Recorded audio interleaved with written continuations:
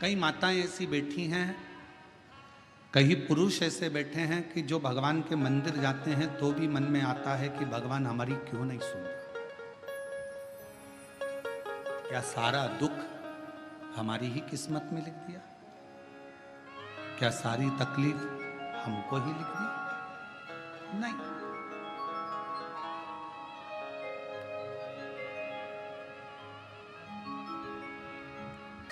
तेरे मंदिर में आना मेरा काम है और मेरी बिगड़ी बनाना तेरा। आप अपने मन में श्रेष्ठ विचार को लेकर आओ कि बाबा एक ना एक दिन अच्छा करेगा, एक ना एक दिन मेरे जीवन में सुख का पल आए। और फिर निवेदन करेंगे, आज से नवरात्रे प्रारंभ हुए हैं, 9 दिन तक। ये गुप्त नवरात्रे के 9 दिन अगर आपको ऐसा लगता है कि शिवजी आप बाबा मेरी नहीं सुन रहा, बहुत संघर्ष का जीवन चल रहा है, बहुत परेशानी का जीवन चल रहा है, बहुत कष्ट का जीवन चल रहा है और कोई मंजिल, कोई राह, कोई मार्ग दिख ही नहीं रहा, तुम्हारा कैसा भी दुख है, जो आज गुप्त नवरात्रे प्रारंभ हुए हैं 26 तारीख से, 26 जून से, आज से 9 दिन तक का एक नियम ले लो गुप्त नवरात्रे में कि मुझे शिवजी के मंदिर में अशोक सुंदरी वाली जगह पर एक बेलपत्र माँ हेमवती माता के नाम से। कौन सी माता? हेमवती। माँ हेमवती के नाम से एक बेलपत्र अशोक सुंदरी वाली जगह पर समर्पित करूंगी। 9 दिन का एक नियम धारण करो और 12वें या 15वें दिन आप देखिए आपका जो दुख है मेरा बाबा उसको काट कर ही रहे। गुप्त नवरात्रे जो आज से प्रारंभ हुए हैं, गुप्त नवरात्रे जो आषाढ़ महीने का ये गुप्त नवरात्रा है, इस नवरात्रे में हेमवती माता का स्मरण करना, एक बेलपत्र का पूजन करना या एक बेलपत्र के वृक्ष के नीचे आप 9 दिन तक भी, अगर मंदिर तक भी नहीं जा सकते, मंदिर में आप बेलपत्र रखने नहीं जा सकते, तो आपके घर के आंगन में, द्वारे पर, बगीचे में, आपके घर के पास अगर कोई बेलपत्र का पौधा है, वृक्ष है, उस बेलपत्र के वृक्ष के सामने एक बेलपत्र का पत्ता रखकर भी अगर आप उस पर जल चढ़ा रहे हैं या पूजन कर रहे हैं हेमवती माता के नाम से, तो उसका फल आपको मिलेगा। और मान लो बेलपत्र का वृक्ष भी नहीं है, हम मंदिर भी नहीं जा सकते, हम कहीं नहीं जा सकते, घर से बाहर कैसे निकलें? पानी तेज है, जलवृष्टि हो रही है, बहुत सा पानी है, तो क्या करें? अपने घर में जो शिवलिंग है, तुम्हारे घर में अगर जो शिवलिंग है, तुम्हारे घर में जो शिवलिंग विराजमान है, उसी शिवलिंग के साक्षी में, सम्मुख में भी अगर हेमवती माता का नाम लेकर अगर एक बेलपत्र समर्पित करोगे 9 दिवस तक, तो उसका फल मिलेगा जरूर, उसका फल मिलेगा। फिर से बोलो, कौन माता? हेमवती। कौन है ये? शिव महापुराण की कथा कथी है, जब माता पार्वती जी हिमालय राज के घर में प्रगटी और हिमालयों की कंदरा में बैठकर मां पार्वती जी तप साधना में लीन हुई। जितनी परीक्षा भगवान शंकर ले सकते थे, शिवजी ने सारी परीक्षा ली। ब्रह्मदेव परीक्षा लेने आए, भगवान नारायण परीक्षा लेने आए, इंद्रदेव आए, सप्तऋषि आए, सारे साधु संतों को परीक्षा लेने भेजा, पर मां उन परीक्षाओं में पास होती चली गई। तब भगवान शंकर ने दर्शन देकर कहा, पार्वती आज से तुम्हारा नाम हेमवती रहेगा। सुनो पार्वती, तुम्हारे इस नाम की आराधना जो तुम्हारे गुप्त स्वरूप में करेगा, उसको मनवांछित फल की प्राप्ति हो जाएगी। और वो फल, आज कथा अगर प्रारंभ हुई है और आप लोगों को मौका मिला है, तो इस कथा का स्मरण अपने जीवन में जरूर करें।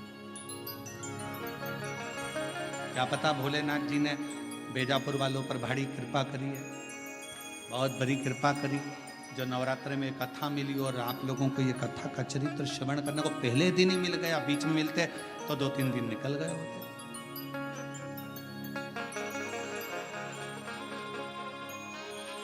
शिव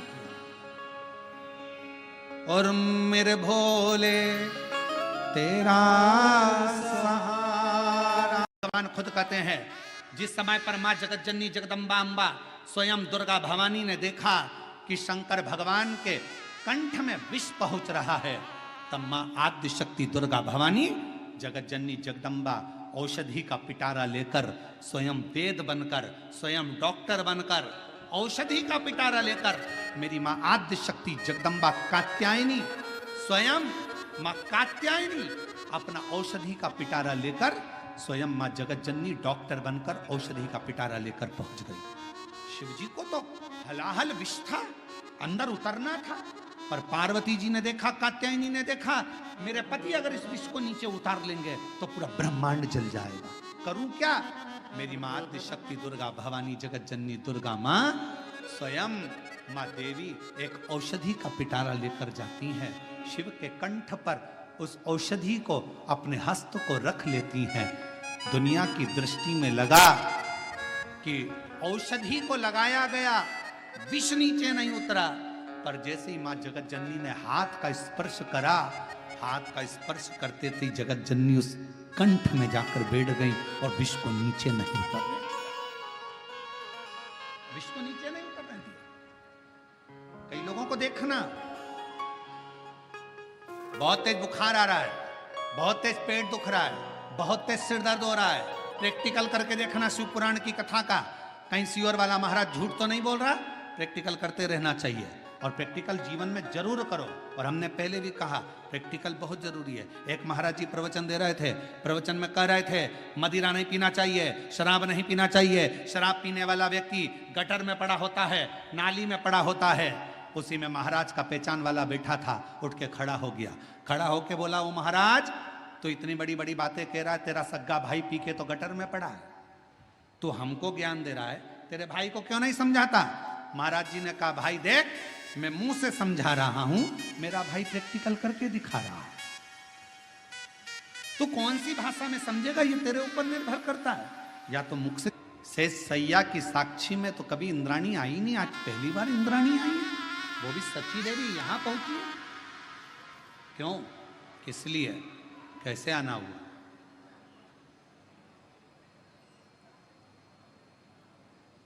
सची देवी ने हाथ जोड़कर कहा, प्रभु मेरे मन का एक संशय है, मेरे मन में बहुत दिनों से एक संशय चल रहा है। मैं पृथ्वी पर गई थी, मृत्यु लोक में गई थी, और पृथ्वी पर भ्रमण करते करते गांव में पहुंच गई। वहां पर एक ब्राह्मणी से मेरा मिलना हुआ, उसने मुझे निवेदन करा है, बस भगवान से पूछना कि मेरी किस्मत में औलाद नहीं।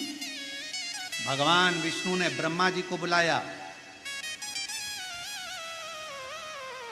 भाग्य देवी को बुलाया, धर्मराज को बुलाया, पूछा, बताओ इसके भाग्य में औलाद है कि नहीं? सबने लेखनी देखी, लेखनी देखकर कह दिया कि इसकी किस्मत में औलाद का सुख नहीं है, संतान का सुख नहीं है। इंद्राणी सची देवी की आंख में से जल बहने लगा। बड़ी आस लेकर तो उसने पूछा था। अब मैं उसको जवाब देने नहीं जाऊंगा, क्योंकि अगर मैं बोलने जाऊंगी कि तेरे घर में औलाद का सुख नहीं है, संतान का सुख नहीं है, तो वो मुझे पकड़ लेगी, चरण पड़े लेगी, तुम मुझे औलाद का सुख दीजिए, संतान दीजिए, मुझे वर दीजिए, कुछ भी करो, मेरे घर में संतान का सुख प्राप्त हो, उसके लिए कुछ कार्य करिए। मैं नीचे नहीं जाऊंगी। सची देवी नहीं गई, नीचे गई नहीं, इंद्राणी गई नहीं। समय बीतते बीतते एक दिन वही श्रेष्ठ बालक जो शंकर भगवान का एक नियम लिया था, एक बेलपत्र समर्पित करने का, वो निकल कर जा रहा था। दूसरे गांव से बहुत तेज जलवृष्टि हो रही थी, और बहुत तेज जलवृष्टि में उसने सोचा, कहाँ रुकूं मैं, कहाँ?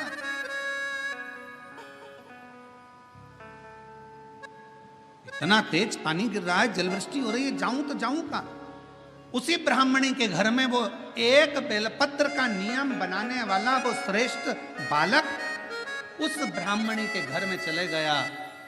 आवाज लगाई, आवाज दी, महाशय बांधव बांधव, मैं गीला हो रहा हूं, बहुत तेज जलवृष्टि है, द्वार खोलिए, दरवाजा खोलिए। दरवाजा खोला गया, अंदर प्रवेश किया। मुझे प्यास लगी है, पानी पिलाया। भूख लगी, भोजन कराया।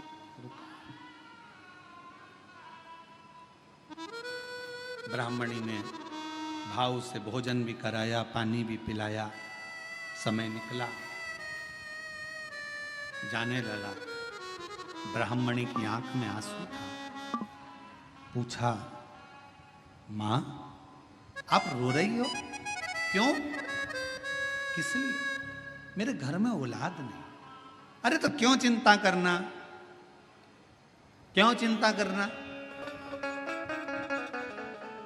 शिव है ना, शंकर का नाम जपना प्रारंभ करो, तुम्हारे घर में औलाद जरूर आएगी, ये पक्का है। मैं कहता हूं ना मां, तुम्हारे घर में औलाद जरूर आएगी। तुम क्यों चिंता करती हो?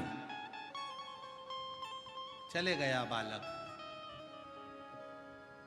4 महीना निकला, ब्राह्मणी का गर्भ ठहर गया। गर्भ ठहर, बच्चे ने जन्म ले लिया। नगाड़े बज रहे हैं, किलकारियां गूंज रही है, पूरा गांव सजाया गया है। ब्राह्मण के घर में इतने सालों के बाद औलाद हुई है। पूरा गांव सजाया गया, नगाड़े बजे, लड्डू बांटे गए, खूब धूम मची। इंद्राणी के कानों में शब्द गया। इंद्राणी पृथ्वी पर भ्रमण करने फिर आई। इंद्राणी भ्रमण करते करते जैसी पृथ्वी पर आई और आते से उसने देखा कि इसके यहाँ इतना नगाड़ा क्यों बज रहा है। तो कहा, इसके घर में संतान हुई है, पुत्र हुआ है। संतान? हाँ। इंद्राणी बोलती, हो ही नहीं सकता कि इसके घर में औलाद हो जाए। इंद्राणी गई वापिस इंद्रदेव के पास। महाराज, महाराज। इंद्रदेव ने पूछा, क्या हुआ?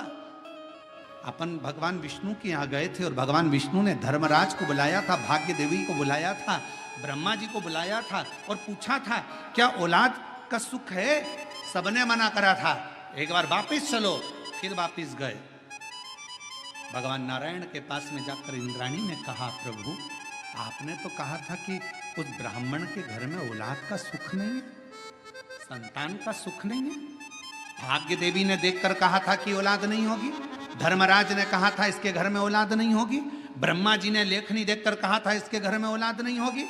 फिर ये औलाद का सुख कहां से आ गया? तब भगवान नारायण ने कहा, ब्रह्मणी, ऐ सची देवी, जो देवता भी लेख को नहीं पलट सकते, वो शंकर का एक भक्त उस लेख को पलट सकता।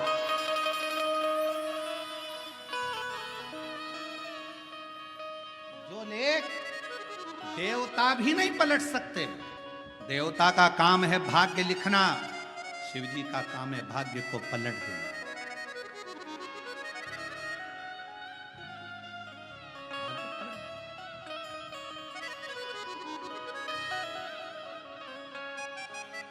भोलेनाथ नमन चरणों में। कथा की शुरुआत में बेलपत्र के वृक्ष की महत्वता का वर्णन क्यों करा, किस लिए करा? हम कल्प वृक्ष नहीं देख सकते, हम कल्प वृक्ष की करना, उसकी विचार भी नहीं कर सकते।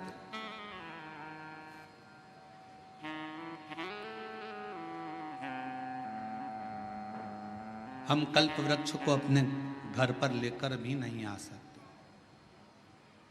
पर शिव पुराण की कथा कहती है, भगवान शंकर का चरित्र कहता, शिव तत्व कहता कि यदि एक बेलपत्र का वृक्ष हम अपने घर में लगा लेते हैं, बगीचे में लगा लेते हैं, या किसी भी स्थान पर यदि हमने जिंदगी में एक बेलपत्र का वृक्ष लगा लिया, तो ये मानकर चलना कि तुमने कल्प वृक्ष की कामना कर कर उस वृक्ष को लगाया, अपने जीवन में कुछ अच्छा फल प्राप्त करना, कुछ अच्छा प्राप्ति के। कितना महत्व है एक बेलपत्र का महत्व। एक शिव महापुराण का एक बड़ा सुंदर प्राचीन संवाद है कि एक बालक एक गांव में रहता था जिसका नाम था श्रेष्ठ। जन्म हुआ, माँ चली गई, थोड़ा बड़ा हुआ, पिता चला गया। ग्रामीण क्षेत्र में रहने वाला, उसको मालूम नहीं, गांव के लोगों ने उसका पालन पोषण करा, श्रेष्ठ श्रेष्ठ श्रेष्ठ श्रेष्ठ सब उसको पुकारते थे।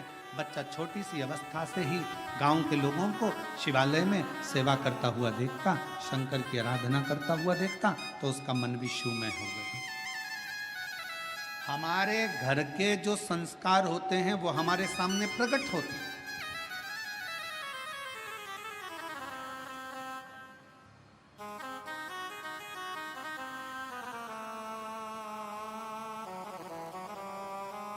कल जब हम संचेती जी के यहाँ आए तो हमने उनको सबसे पहला शब्द उनके घर में उनके माता पिता को यही कहा कि आपके पुत्र विशाल और बहुरानी, घर के बच्चों को आपने जो संस्कार दिया, ये संस्कार आज सामने देखने को मिलता है। कम से कम इतनी बड़ी शिव महापुराण की कथा अपने माता पिता और अपने पूर्वजों का आनंद के लिए कराई तो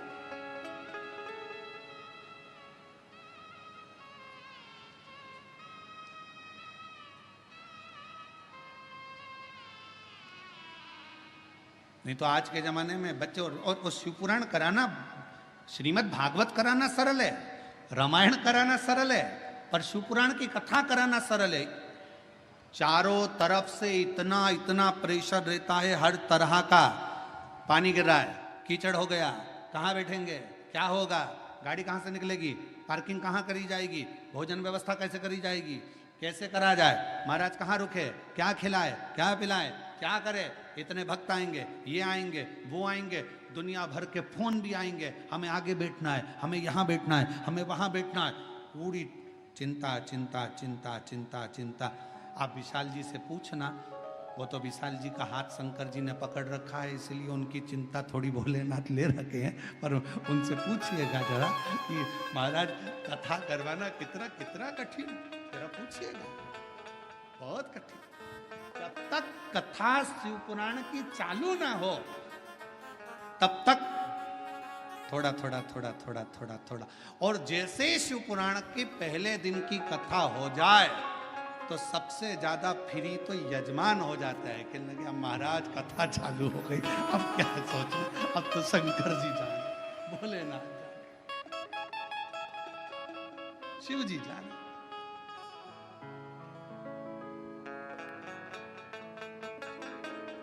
और हम तो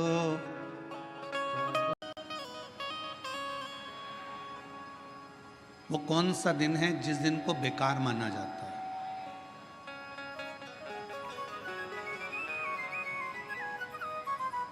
शिव महापुराण की कथा कहती है दुनिया का सबसे बेकार दिन उस दिन माना जाता है जिस दिन आपके चेहरे पर मुस्कुराहट ना हो और आपके मुख पर भगवान का नाम ना हो।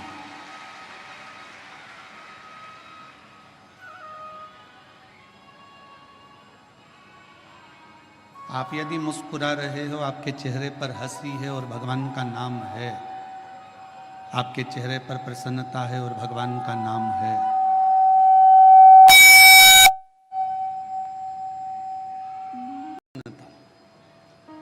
और तो और हमने शिव महापुराण की कथा के माध्यम से पहले भी आपको कहा, आप एक लोटा जल शिव जी को नहीं चढ़ा सकते। आप भगवान शंकर को अगर एक लोटा जल नहीं चढ़ा सकते, आप भगवान शंकर को बेलपत्र नहीं चढ़ा सकते, आप भगवान शंकर को अगर एक पुष्प भी समर्पित नहीं कर सकते, शंकर के मंदिर में भी नहीं जा सकते, शिव के मंदिर में भी अगर प्रवेश नहीं कर सकते, शंकर के मंदिर में भी, भगवान शिव के द्वार पर मंदिर में भी अगर नहीं जा सकते, तो पहले भी कथा में कहा, फिर कह रहे हैं बेजापुर की इस पवित्र भूमि पर कि शिव के मंदिर भी ना जा सको तो शंकर के मंदिर के सामने से जब निकलो तो थोड़ा सा मुस्कुरा कर निकल जाना, तो भी शिव करुणा कर देते हैं, शिव कृपा कर।